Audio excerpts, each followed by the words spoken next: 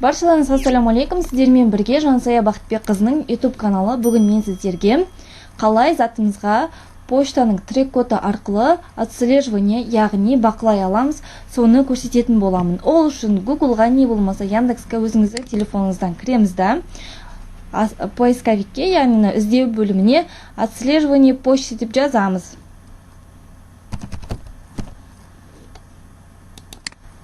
Қазақстан ештеңе жазбай қойыңыз, просто отслеживание почты деп жазамыз. Келесі мына екі сайт, әсіресе Трак24, Универсал екі сайт тұр. Көбінесінде Трак24 деген істемей жатыр екен, сол үшін Универсалға кіреміз. Осы жақсы.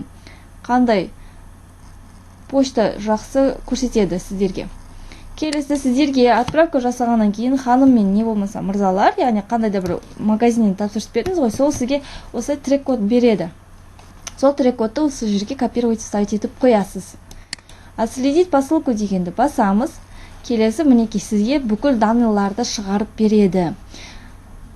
Мына жерде қарасаңыз, трек-кодтың өзі жазылып тұрады. Кімге жіберді, кім жіберді, қай қаладан жіберді, қай жерге, қандай адрес получатель, яғни сізге қай қалаға кетті, соның барлығы көрсетіліп тұрады.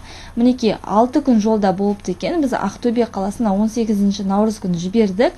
21-нен бастап 24 аралығында демалыс болғанына қарамастан 7 күн ішінде Ақтөбе қаласына жетіпті екен. Яғни демалыс 3 күнді алып тастасақ, даже 4-5 күннің ішінде Павлодардан Ақтөбе қаласына жеткен екен.